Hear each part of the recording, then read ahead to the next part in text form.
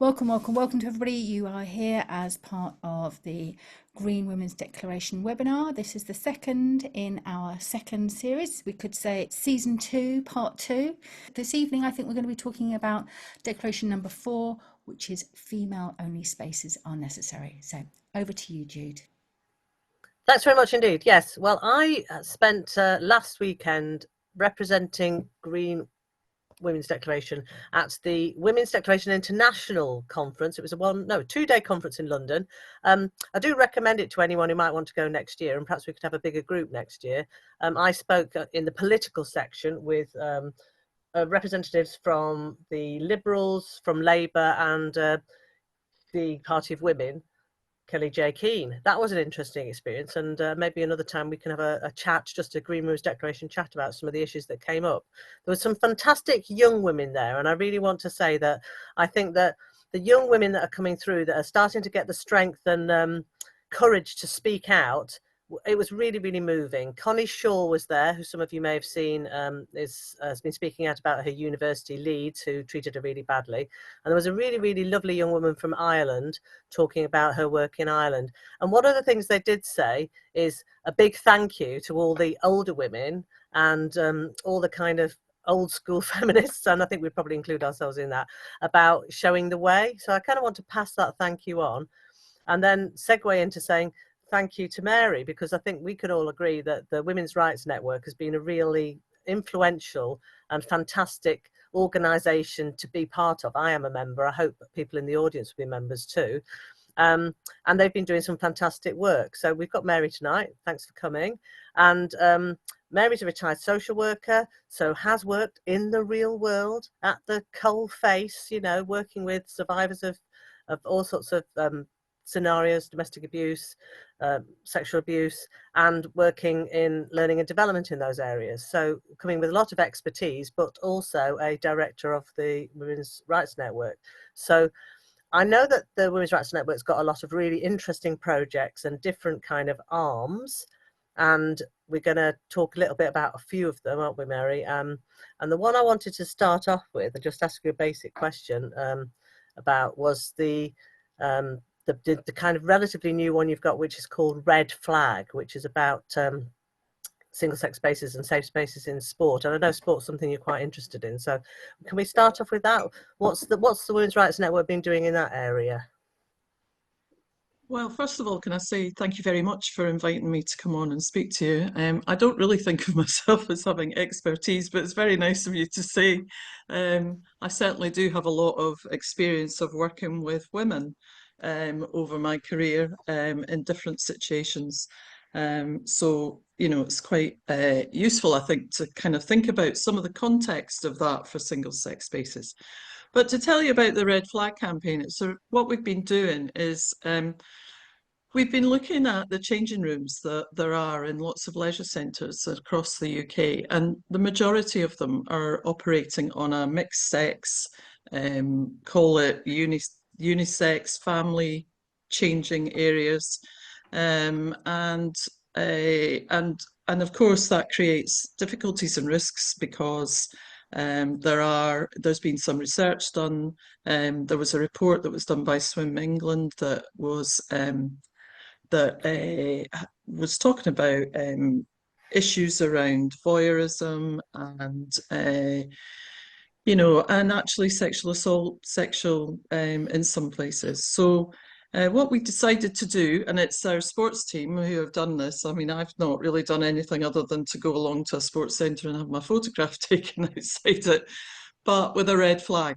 And if you look at the report that there is on the Women's Rights Network website about the leisure centres across the UK, they've essentially been, most of them are run as sort of companies that are funded by local authorities.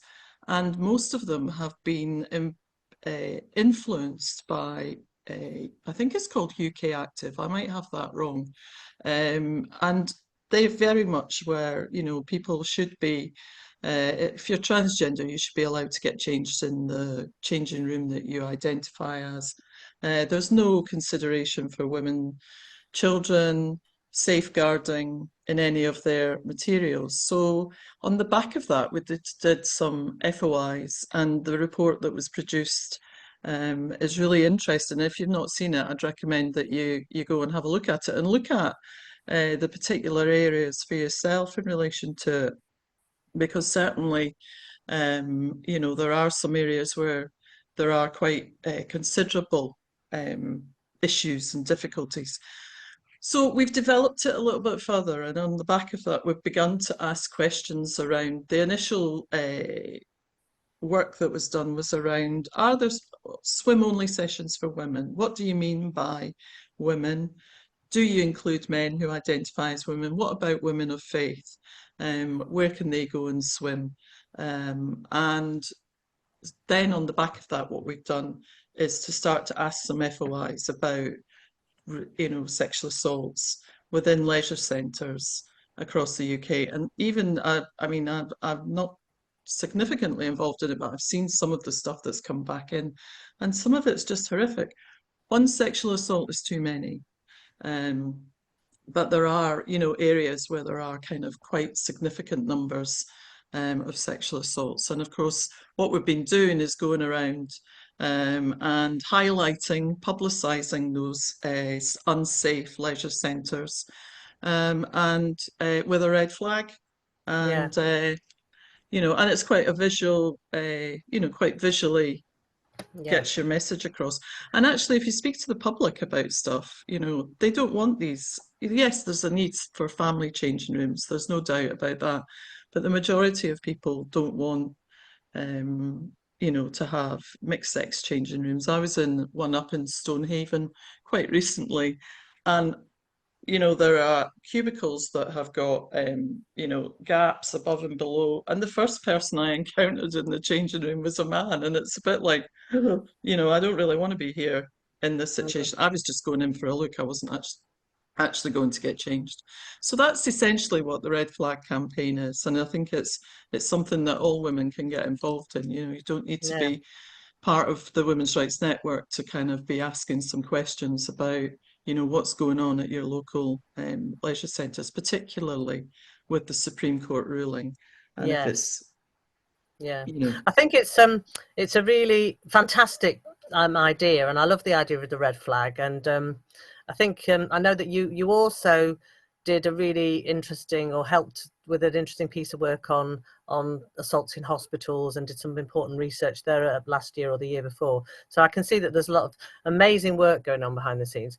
And I think, to segue into hospitals and safe areas, I know that when we spoke earlier in the week, before we knew, we were making some plans to do this, that you actually live up in Fife, and you were up at the Sandy Peggy tribunal for the whole of the thing. So for those who don't know, that's a nurse who is taking an employment tribunal against the National Health Service for her employer not providing a single sex changing room for nurses inside the NHS. It's been a fairly big it's been a big tribunal, and it's had a lot of press coverage. What did you find in the tribunal, and what are your thoughts about it, personally? Well, yeah, I think the main thing that struck me about this was, there's a few things that have struck me about it, but one of the main things was that when Sandy encountered Dr. Upton in the changing room, and attempted to remove herself from it, and then that happened a couple of times, and then on Christmas Eve in 2023, I think it was, she was she encountered him at midnight. She'd had a menstrual flood. She's like many women going through the menopause, they're unpredictable, and she said to him, she challenged him and said, you shouldn't be in here. I deserve the right to dignity and privacy. And what happened after that is that he then kind of left the changing room, met one of the consultants that was apparently sobbing, and needed to be escorted to his car. Sandy went back to work. That's what nurses do. They get on with it. They get on with, getting on with their shift and their work. And actually what then became really, really apparent throughout all of this is that no one actually asked Sandy how she was. We heard all about Dr. Upton sobbing. I mean, sounded very dramatic to me, given that, you know, when you see him, he's obviously very much a man. And I did see him in person when he was at the tribunal. And that a whole staff group of women, predominantly women, consultants, nurses, you know, have conspired to support him. And no one at any point thought to ask Sandy how she was doing. And nobody did ask her until about February. So this was about 2 months later. So that's one of the things that strike you. The other thing that strikes you is that what you would expect of intelligent, you know, people who are medically trained suddenly can't seem to tell you what a woman is. And actually, the hospital that this all happened in is my local accident and emergency. And actually, you know, to be thinking that there are people up there who are willing to, you know, actually risk their reputations, their, you know, by colluding in this notion that Dr. Upton is a woman when he's clearly a man and that biology doesn't matter is really, quite frankly, worrying in terms of patient safety.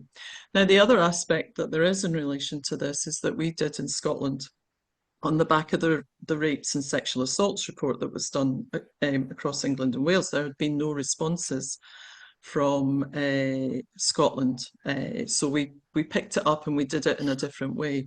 And we launched that report this year. But the Victoria Hospital and Fife Health Board are the third worst health board in Scotland for rapes and sexual assaults, with the Victoria Hospital, which is the hospital that she works in, is one of them. So although we couldn't make a direct correlation between, you know, this dismissal of safeguarding safety, dignity, privacy for women, patients and staff, we couldn't make that correlation. I do think it's an interesting thing to consider that, you know, this is a hospital that is struggling, has got fully behind Dr. Upton at the expense of Sandy. And, you know, I think there clearly is some kind of, you know, connection there in terms of safeguarding. If you dismiss safeguarding as being important, then it starts to creep into all other areas of your organisation. Yeah, I think that's really important. And I think, you know, we're a political party, or some of us, you know, hope to get back into a political party. And it could be really a weird place to talk about safeguarding because it seems very abstract. But we must remember that local councillors, I mean, I used to be one, some people here will know that, are responsible in local authorities for the management of sports centres and providing the facilities that people need. And usually there's a very strong partnership working with the local NHS and with that side of things as well. So it's not like politicians get a free pass on this at all. It's a direct link between your elected representatives and these services that we're expecting. And of course, the Supreme Court judgment, we know, was very, very clear. And we have to say thank you to, you know, for Women in Scotland for that. And I think that brings us in a kind of roundabout way to something else that we were going to touch on, which, you know, if there are some people in the audience may find this distressing, I'm going to do that thing about a trigger warning, because we're going to talk about the Scottish Green Party a little bit, I think. Some people may know that I put in a safeguarding complaint, many safeguarding complaints to the English Green Party, but one of the people I did talk about was Beth Douglas. I said that I saw that links with Beth Douglas and the English Green Party were difficult. The Scottish Green Party has got some real safeguarding red flags of its own, hasn't it, Mary? And I think perhaps we could have a chat about what's gone wrong in Scottish Greens and maybe what we could think about trying to stop happening in the English Greens. Well, there are some safeguarding red flags. You know, Maggie Chapman, who's an MSP up in Aberdeenshire, she She's a list MSP, and I think that's the problem with the Scottish Parliament, is that we have this list system and that people can be voted in with very few votes, to be frank, on the list system. And I think Maggie is particularly, difficult because A, she believes that young children can be born in the wrong body, which I just think is child abuse. And she also, is so radicalized by this gender ideology and the notion that, men can be women and women can be men, that it actually stops her from considering safeguarding issues. And I give us an example. We had a debate in Parliament in Holyrood about our sexual assault and rape report. Now, there was no mention of transgender. There was nothing. It was about, this is about safety, and that patient safety, and that women and staff safety, and that women and girls are most affected by rapes and sexual assaults. And they absented themselves from that debate with this notion that it was transphobic. And I think that's the real danger there, is that what they're doing is they're allowing their beliefs to prevent them from thinking critically about, what is actually a very serious issue. And there has been, a development in relation to the report, and that there is a short working group run by our Health and Social Care Minister that is looking at the report. But I think that's just a really clear example of how you can let safeguarding go. The other huge issue around is with Ross Greer. He's hoping to be the next potential leader, I understand. And he, has no experience of children, education, and yet he frequently talks about what we need to be doing in schools. And our schools in Scotland are far more captured by gender and gender ideology. We have guidance, that's Scottish Government guidance, which, encourages teachers who have got no training in any of this to affirm children who think they, could be born in the wrong body. It could be a boy who's a girl, or a girl who thinks they're a boy. And they also don't tell their parents, and that's encouraged. And that's a huge safeguarding issue. So are you saying that Maggie Chapman and the other MSPs, that includes Ross Greer, doesn't it, and Patrick Harvey, just did not turn up to the session? Yes. That's their response, is to cover their ears and just not turn up. Yes. So they were there. They were actually there in Parliament for First Minister's questions, and they got up and walked away. They didn't involve themselves in the debate. Now, I think that is reprehensible, to be honest. I'm actually really shocked. We didn't discuss this before. I'm really shocked. And then also I'm not shocked. That's terrible. Okay.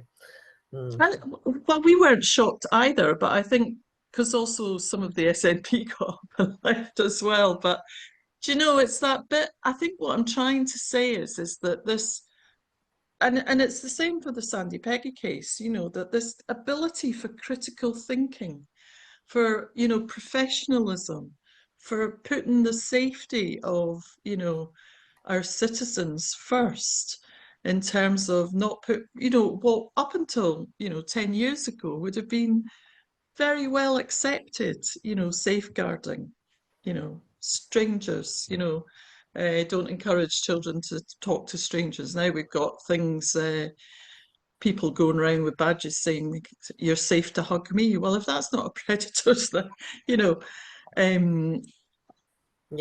green card, then I don't know what it is. So I think it's that bit that I'm trying to say that's missing in our politicians, and that's the bit that I think is actually most dangerous of all.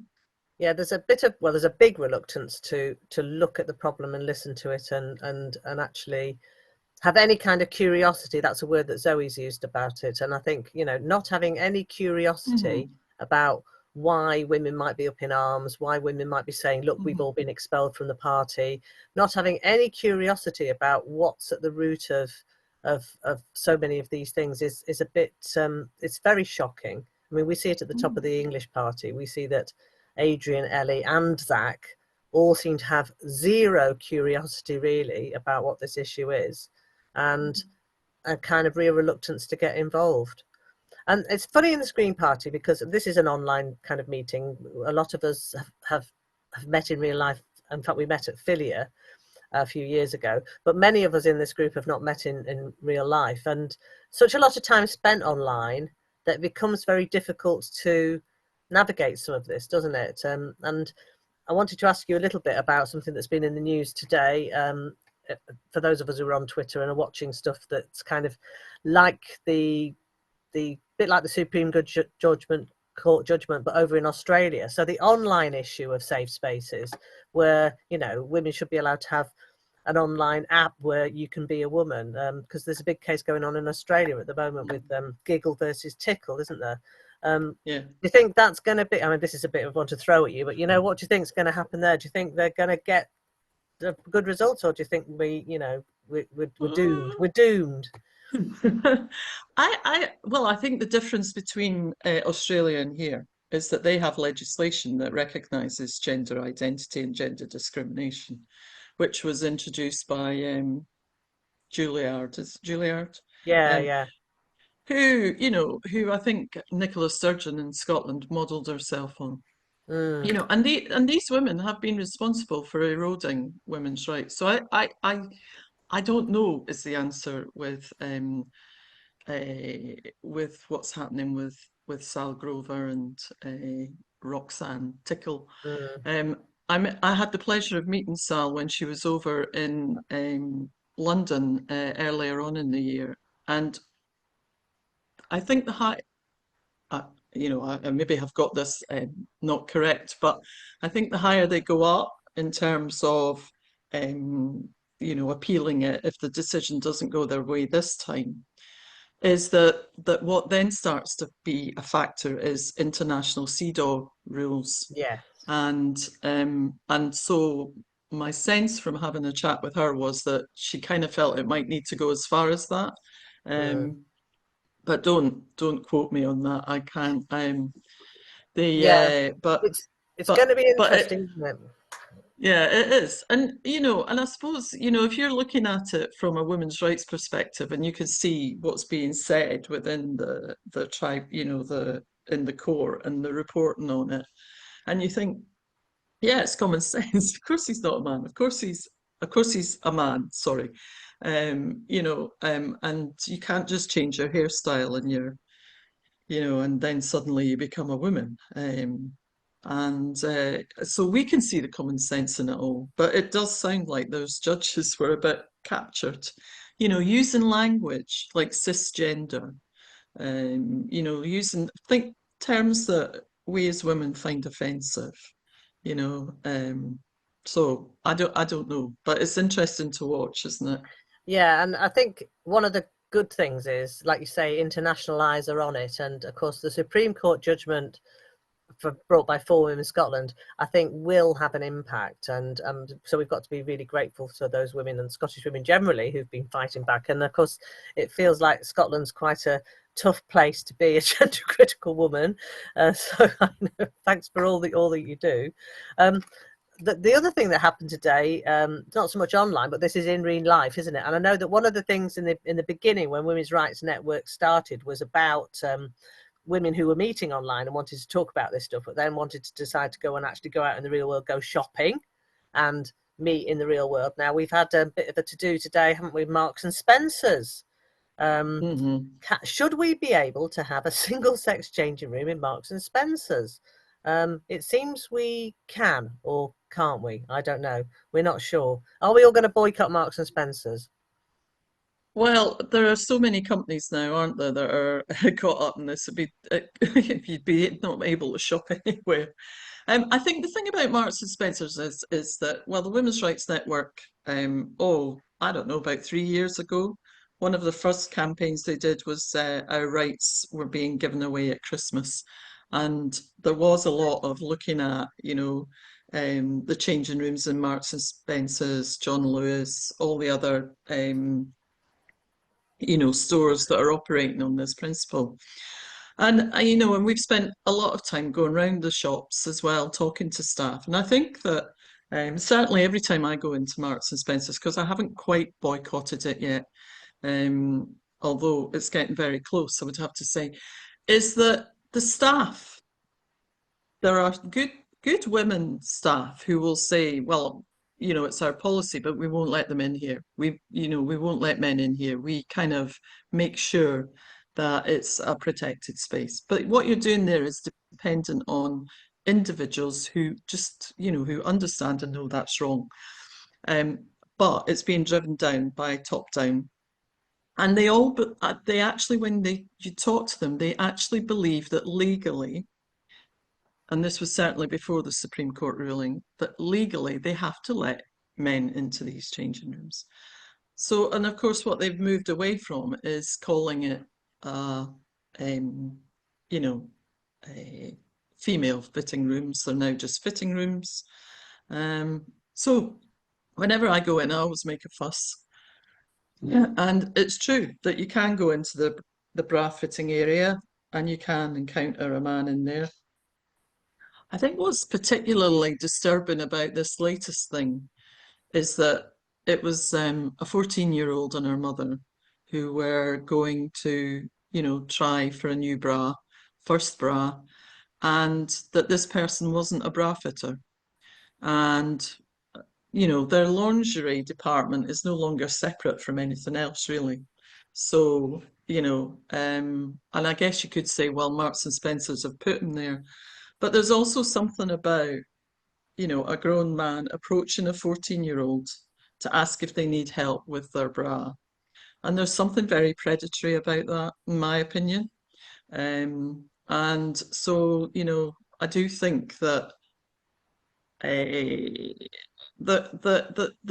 this whole thing just opens up opportunities for people who have got who do want to find loopholes and safeguards. People, abusers are very skilled at knowing vulnerable children, vulnerable adults. They're very skilled at knowing how to kind of work their way around systems to their advantage. And I think that has got lost completely in all of this. Yes, it's a tricky area, isn't it? I mean, we all know that the abusers can be difficult, and that's the way to do it. I see Zoe's. We've got a bit more time, Zoe? Yeah, I've got as much time as you want, but we have got a question that is actually quite very relevant to this. Good. Let's go for it then. Question from the audience. It was really following on from this. Why do you think that social work became so captured when it should understand child protection and single sex provision more than most professions? I know that when I've come to the conclusion actually that a lot of people in our society were going along generally with women's rights and just giving it lip service when actually they didn't really understand generally why women's rights were so needed. Oh, and I just wondered if this question leads you to the same conclusion when it comes to social work. Do social workers really understand the need, or were they just going along with it and that's why it's been surrendered?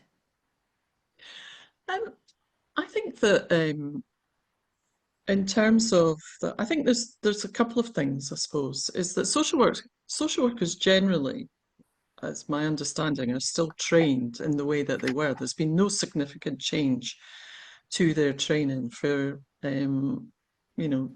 several years now, since in fact I was involved in it, in the regulation of education and social work training.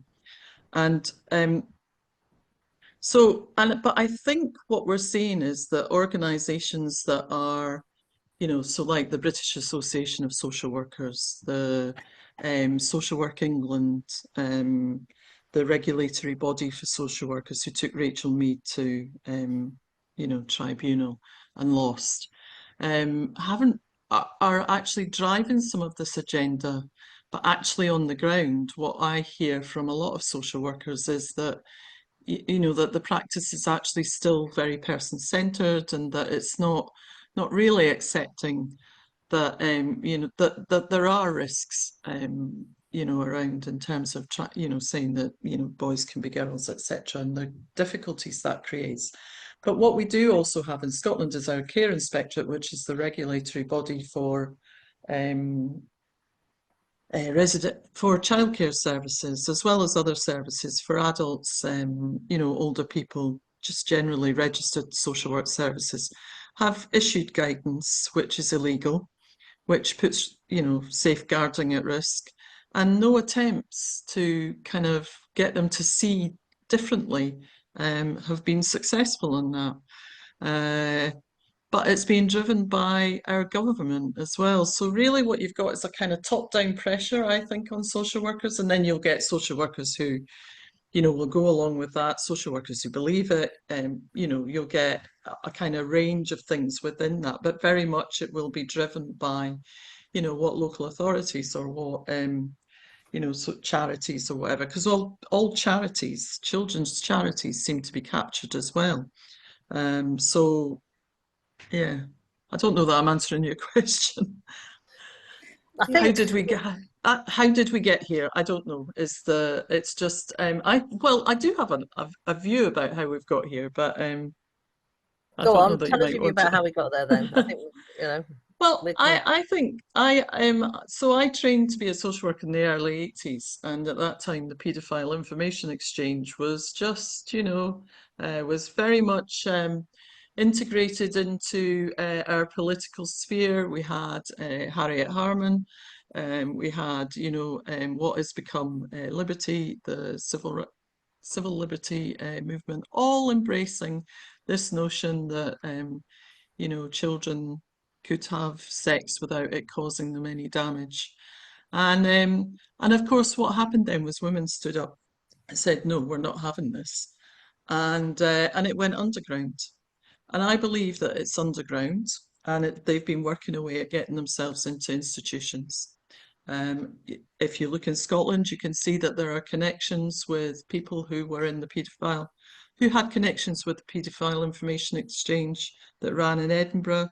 They're in very high profile jobs, like our Equality Network, some MSPs had contact with them. So I think it's never gone away. And I think that what we're seeing now is the next phase of that attempt to bring that in. But these people are in very high positions of power. And it almost sounds like conspiracy theory. And maybe to some extent it is. But I do believe that there are connections that you can see, and that some of the messages are very similar and the same. It's interesting, isn't it, when we try to take a broad view and step back. And of course, again, this is one of the areas where people want to cover their eyes and their ears, isn't it, and say it's not really happening. Although I think most sensible women of a certain age would say, well, of course it's happening, and we know it's happening. And of course, we can name some names there, can't we? Patrick Harvey, our very dear Green Party leader in Scotland, has had some associations that apparently we don't need to look at.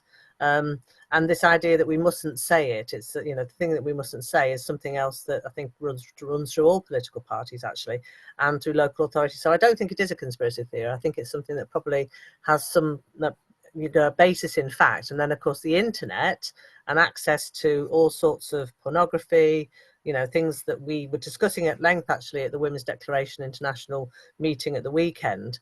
Again, it's something that we shouldn't be talking about. To come back to the Green Party, I think it's interesting that, one of the libertarian aspects of the Green Party is this idea of personal freedom, which I think goes too far then. We've gone too far down some routes, and we're not allowed to talk about it. Sorry, you were going to say something, Mary. No, I was just going to say there's a very glaring example of it at the moment. So Pride in Surrey and the paedophile, two paedophiles that were Yes. involved in that, and there's been no suggestion of any investigation into any of that. And we had the same in Scotland. We've got LGBT Youth Scotland. They had a paedophile as its chief executive, one of the worst baby rape cases in Scotland, in fact, probably the UK. No investigation into it, but continued to receive public funding. And Pride in Surrey is the same. I would imagine that some of their funding will be public funding. And I think that these give very clear message. And you know, the LGBT Youth Scotland, and not just them, but other organisations as well that are funded by the government, are all very influential, very powerful, very stakeholders within, you know, our civil service, our Scottish government up here. And I can't, you know, and you can see the parallels with what's happened in Surrey, you know, as to what happened in Scotland. We're now 10 years down the line with that, you know, and the influence that they've had in our schools and the carnage that they've caused is just dreadful. It's just shocking. So, Yeah.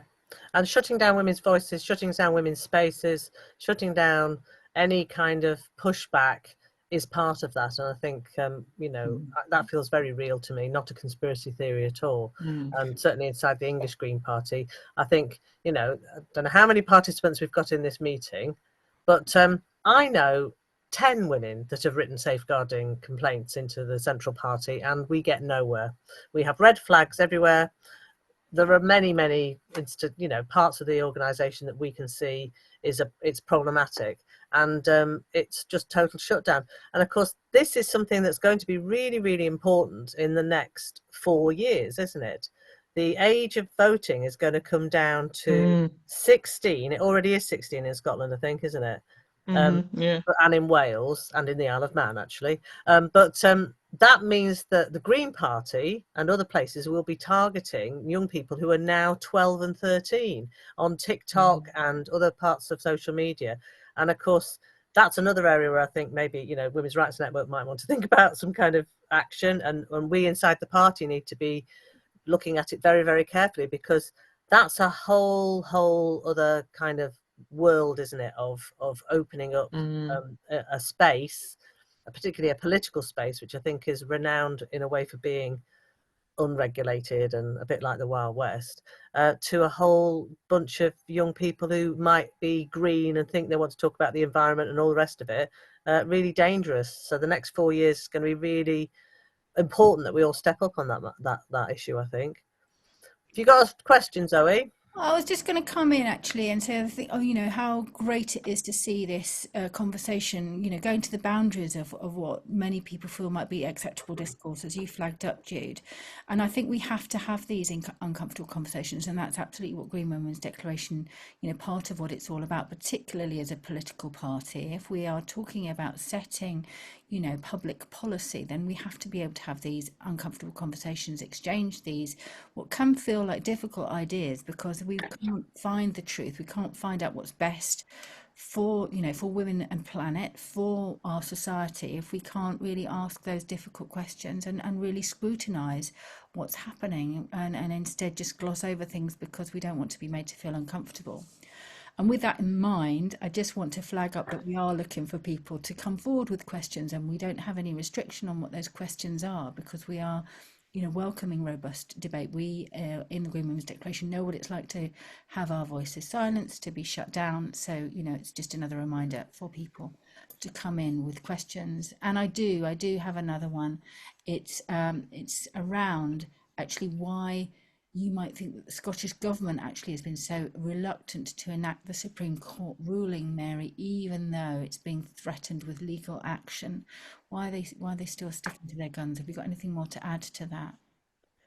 Well, yeah, well, as part of the 100 days, we looked at every organisation that Scottish organisation, both kind of public charities and private institutions as well.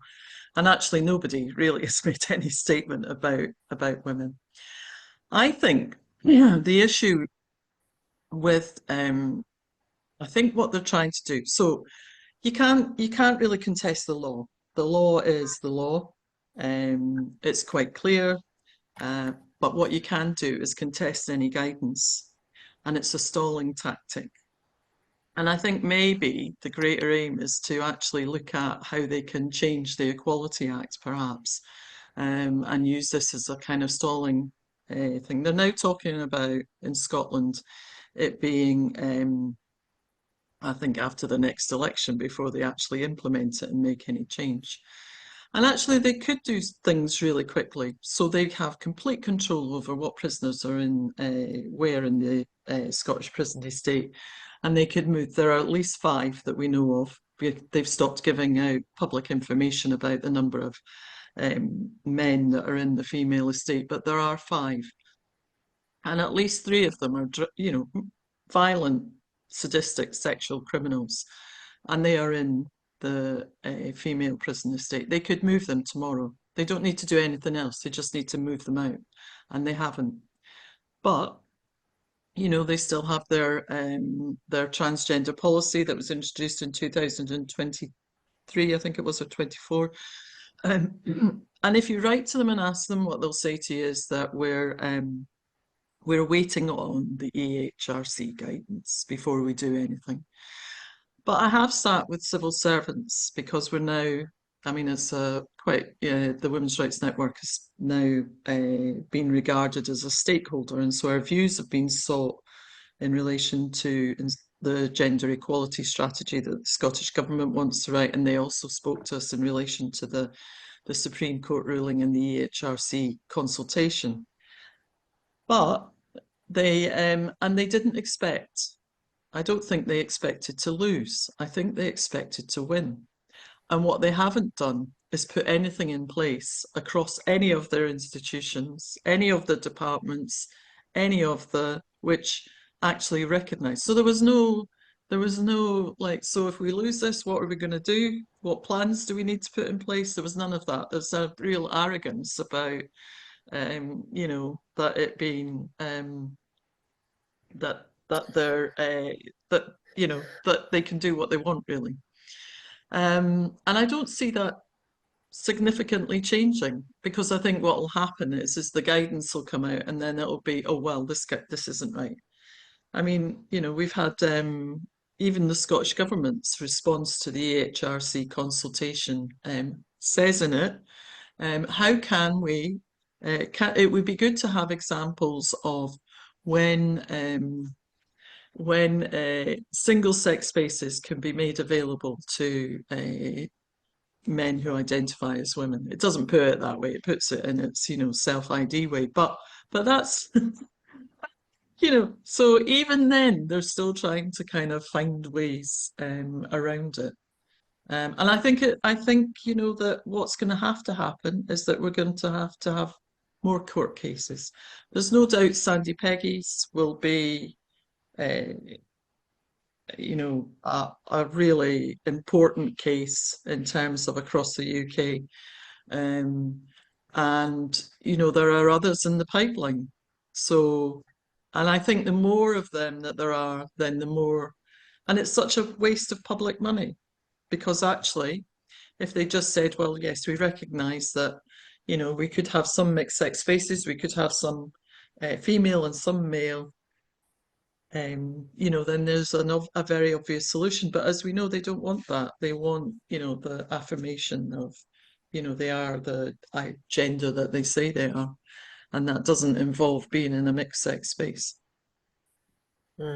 Yes, I think you're right that the take that it was an arrogance of we're not going to lose, therefore we don't need to think about it. And now even then, perhaps a shock that they have lost, and then an inability to work at speed to do anything to correct it. And then, like you say, this idea that maybe if we just ignore it for a bit longer, it'll all go away.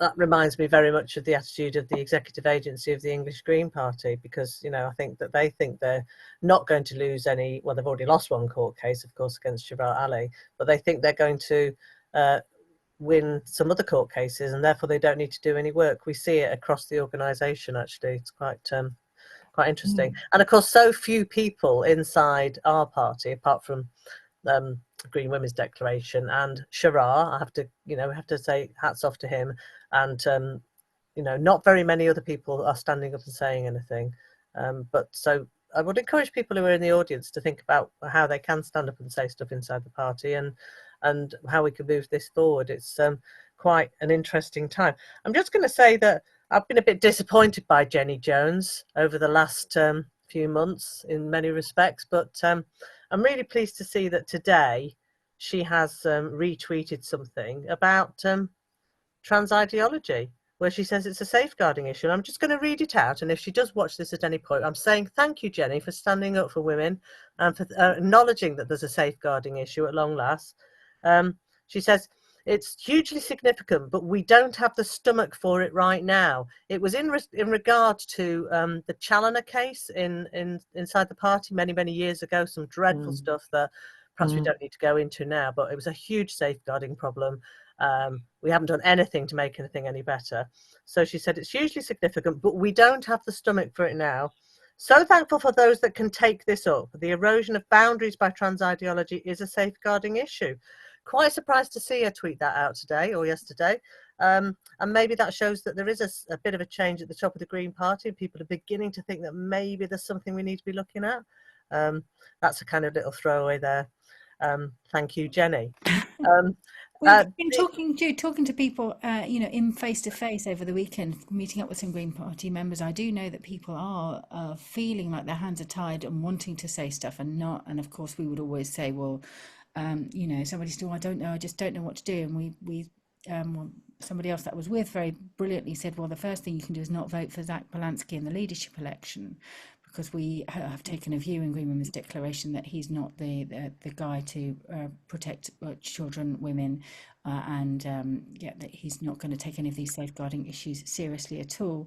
But I think other people in the chat here are also asking what lessons can be learnt for the rest of the UK from this activity in Scotland. And I think it's something we also ask ourselves. It feels like the Green Party in Scotland are a little bit ahead of us in kind of losing the plot. And we're always asking, what can we do to prevent that happening in the England and Wales Green Party? Have you got anything to add to that, Mary, about what we can learn from everything that's happened in Scotland? Well, I think the main message is that we can't stop now. We have to keep going. We have to speak up. We need to encourage more people to speak up. And I think there is that there are, if you talk to the public, on the street, there's overwhelming. Once people understand what it is that we're talking about here, because of course there's been an obfuscation of language as well, so that people don't really kind of fully understand what's, if you look at the BBC's reporting of Sandy Peggy case, you would never know that Dr. Upton was a man, because it's never once been said that he's a man. He's always referred to as a trans woman. And for a lot of people, they've just, that the word woman will mean that they think that that person is a woman. So I think that there's a real job for us still to do in relation to getting that message out there and encouraging other people to speak and supporting other people to speak, because when you don't, what you're doing is you're just creating a culture, a community of lies. Everything becomes, if you look at it, Sandy Peggy case is a really good example of that, where everybody has just the systems that operate within that hospital have collapsed because everybody is telling a lie.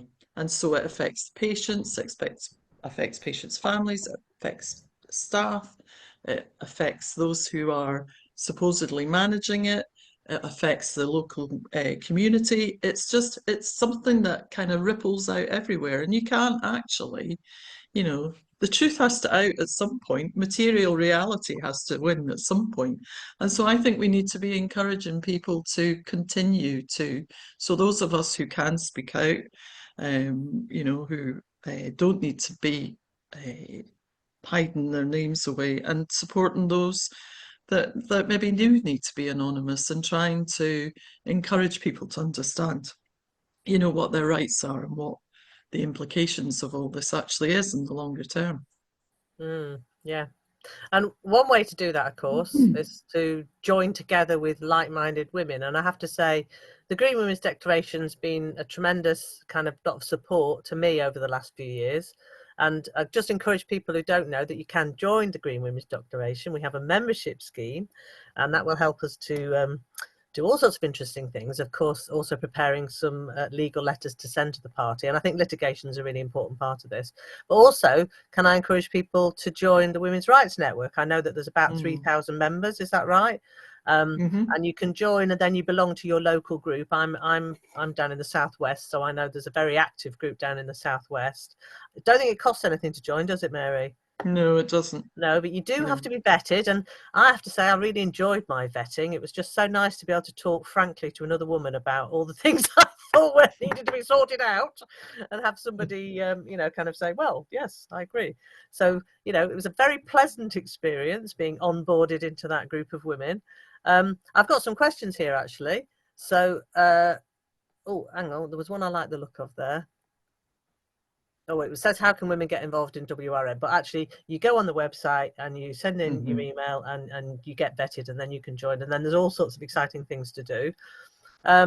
Yeah, and actually, that's one of the things about the Women's Rights Network, is that there is this army of women, if you like, that are working away behind the scenes, that are writing letters, that are doing FOIs, that are going out and doing stalls and speaking to people. And Yeah, you know, I think, and all of that is really, really important stuff in terms of changing that public perception, and also encouraging, you know, people to be able to speak up. I mean, and we vet because, well, because we have, you know, many members who actually aren't able to say who they are publicly, but they are equally in, you know, vulnerable positions at work, or maybe unsupported at work, or maybe unsupported at home, or maybe, and it's an opportunity for women to get that support from one another. I've got another question, but I think I can answer it. So it's about whether you know if there's Green Party members inside W Rights Network.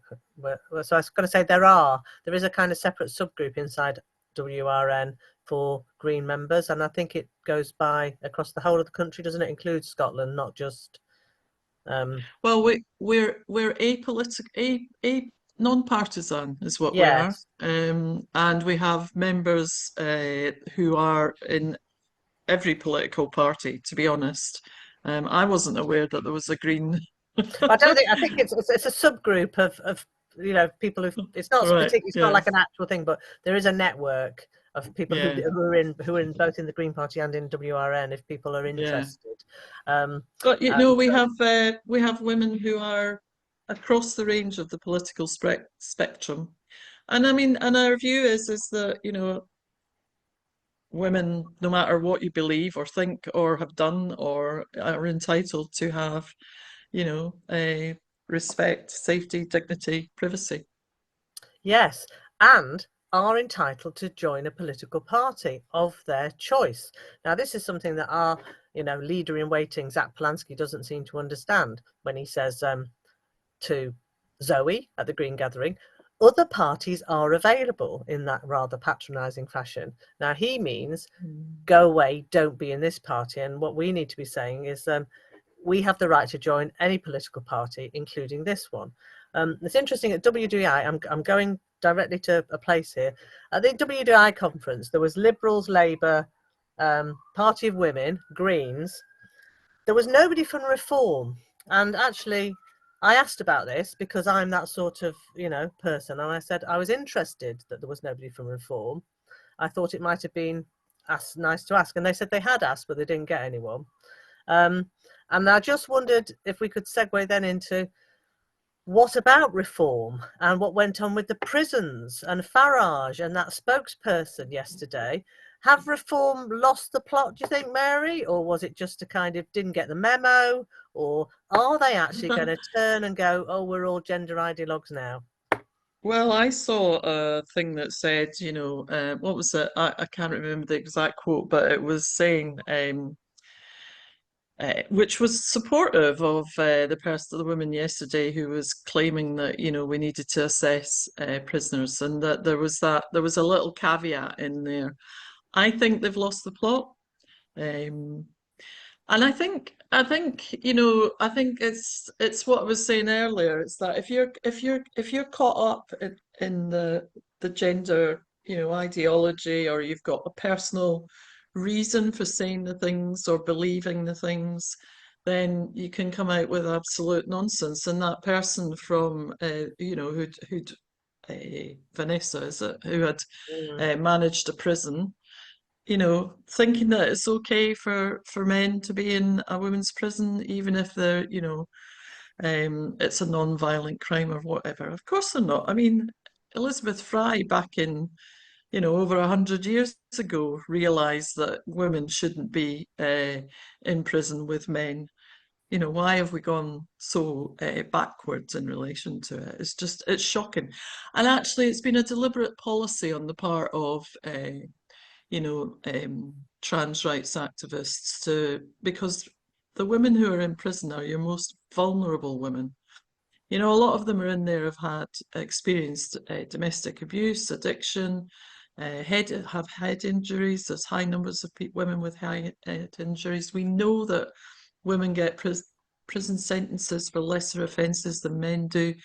And so if you can get men into these circumstances and situations, well, then you can argue for it to be anywhere, because, obviously they thought that nobody would care that we were doing that to women. And and it's been a deliberate policy employ. You can see that it's been evidenced within in Scotland with the Scottish Trans Alliance. That was their strategy, was to get women in prison, men in women's prisons first, and then by stealth move into every other sphere of public life. Zoe, have you got a question from the audience?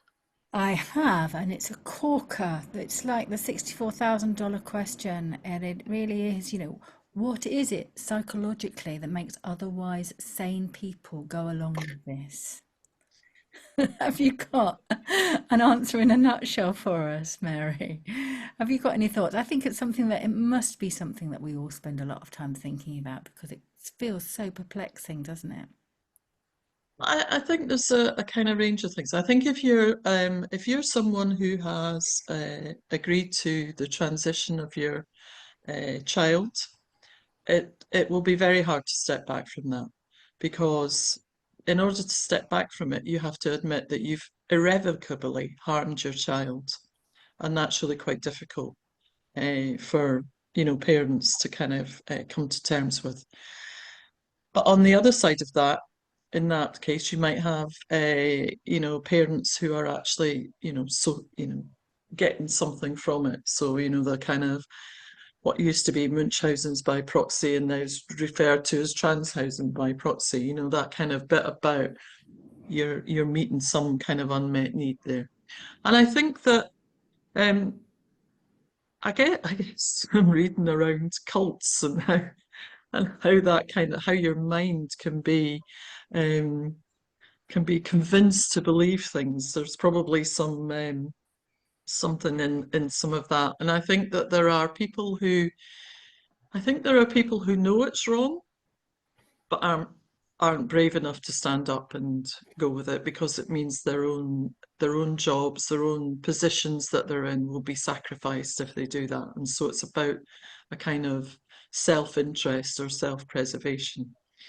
So I suppose what I'm saying is that it's actually quite complex, and it's quite hard to, understand it in one kind of theory. I mean, if you look at the Sandy Peggy case, you could look at, scapegoating and how, particularly scapegoating for women, and how women are in groups can be different from how men are in groups, and that whole kind of socialization is really interesting, because in the Sandy Peggy case, there was only 5 men. One of them was Dr. Upton, one of them was Sandy Peggy's husband, 2 were IT experts, and 1's the judge. The rest of them were all women. There's that kind of witch hunt thing that you could understand it with. And I suppose that, there's a kind of feminist perspective in relation to patriarchy and, how that influences some of it. But I do think there is something about, and I use my own experience in relation to this. I mean, I'm not at all like Sandy Peggies at all. But, you know, I was investigated at work, and I had a whole staff team, a whole work where I worked. Every worker in there turned against me, even though they'd known me for a long time. And in the end, I was investigated, and I was found to have been, you know, cleared, and apologies and all the rest of it. But there is something about how that group dynamic can make people say and do things that they probably ordinarily wouldn't have done. So I think it's really I don't know that No, any of that answers your question, but it really does, and it build. I think, you know, this might be a bit out there, but I was at a talk over the weekend about, you know, the witch trials, and about how we still carry some of those stories of fear and wanting to keep safe, and women turning on each other in order to not be the ones who are, you know, in danger of losing their life, obviously in those witch hunt trials. But there's some sort of echo of that in the way that the women, particularly women of a particular age, are being treated now. And I think it's a really interesting theme to explore. And I think, again, we must ask these questions to try to get better understanding. Jude, have you got another question? I haven't got another question, but I was just going to say, on that note of why people do things, there's a really, really interesting film out at the moment called The Witches by a woman director. It's on Mubi for those of you who are interested in these sorts of things, but it's about the witch trials and hunts and filmic portrayal of witches. It's beautifully shot, but it's also about postpartum psychosis and what happens. There's an exploration of postpartum psychosis, which I personally didn't know anything about. I mean, I'm not a mother, and none of my siblings, my sisters, had any experience of it, but it was absolutely fascinating, and I must recommend it to anyone who's interested. It was such an amazing, you know, difficult to watch in places, but it brought in some parallels between mental health and psychosis particularly, and witch trials and whatever. And I think we are looking at some kind of mass psychosis. There's something really, really dreadful going on in society, isn't it? I think it's to do with the end of days. It's to do with the not wanting to look at our future properly, and all sorts of stuff. But not to go too far down that rabbit hole, I'm going to switch it around now, because watch this one, Zoe, you'll like this one, I think. So I was fantastically pleased that the women run the football. Yeah, let's go to a happy place. So well done, Lionesses. Now, isn't it fantastic that there on that football field and in those changing rooms, those professional football women now have a single sex space? So I think we're going to a big round of applause for all the organisations that got together to do that. And I know that you've had some experience of the footballing world in that space in a minute. I'll let you say that in a minute, Mary. But I'm going to say, and I'm really pleased to see that Football for the Future is looking at the issue of football and climate change. And let's hope that those professional women are going to do something about that as well. Maybe we could get together and write to them. We'll have some kind of climate change and football thing. It's not a question, Zoe, but I got in a kind of environmental thing there. Yeah? Shoehorned it in. No, Jill. If Jill's watching, that was for you. Football, single-sex spaces and the climate. I think it's really important, and you know, we do need to focus on the positive as well, don't we? And you were saying that you'd done something with the women's football in Scotland, and something, Yeah, Mary. let's hear from you, Mary. well, my well, we're not quite so. We didn't make it to the Euros, so No. in Scotland.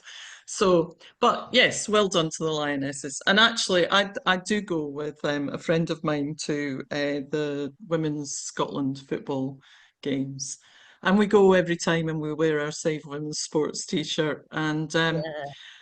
just to kind of make a point. And of course, in Scotland, we had the captain of the football team, who was Rachel Corsie, had said, you know, she didn't mind if you know, there were transgender players in the women's team, which is partly the reason why we go along with our t-shirts. It's a very small travelling, there's about 10 or 12 of us. There's nothing like the tartan army that you see for the men's games.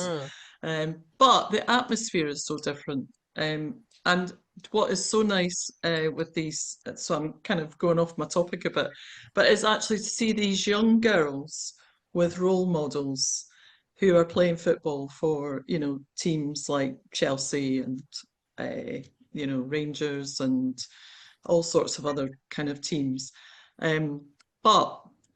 So we were there we were in, where were we? We were in Bratislava, I think it was, my friend Jane and I, and we were there with our t-shirts, and there was a young girl there who was desperate to get Erin Cuthbert, who is one of the players who plays for, I think she plays for Chelsea, and her attention. And she came over, she spoke to them, and we were standing behind them, and she looked at us and she looked at our t-shirts, and you could see her looking at the t-shirts, and then she went, "Thank you for coming."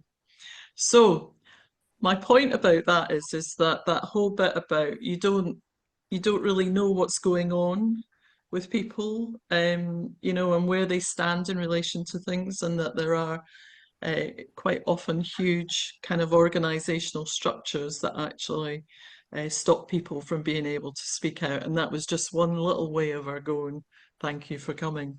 And we were quite delighted because we'd actually won, which is not often the Well, case. isn't that good?